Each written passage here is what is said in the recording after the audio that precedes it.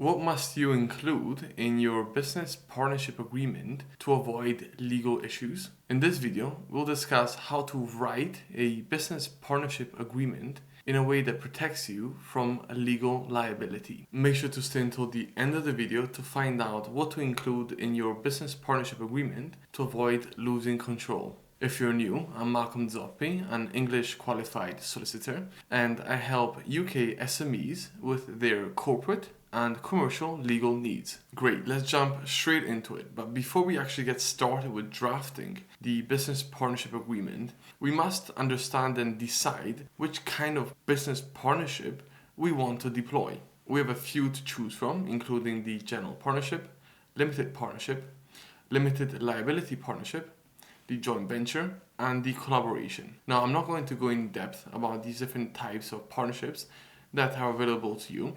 Instead, I'm just going to link below videos that explain further about each of these different options that you have. Since I want to know what kind of partnership you're going to proceed with, I'm not just going to give you some general guidance as to the kind of things that you want to discuss with your partners and the kinds of clauses that you want to include in your partnership agreement. And when I refer to partnership agreement, I'm going to simply refer to an agreement that is going to detail how your partnership or collaboration or joint venture is going to work between you and your other partners. Great, so once you've chosen the type of partnership that you want to adopt, you'll need to discuss with your partners some key details. Number one, some of these include, for example, the amount of liability that each of the partners is going to take on, the duties of each of the partners, whether specifically or in general towards the partnership or the rest of the partners, and the amount of money or capital that is going to be invested by each of the partners. Now, before we discuss the top 3 things that you might want to include in your business partnership agreement, feel free to send me an email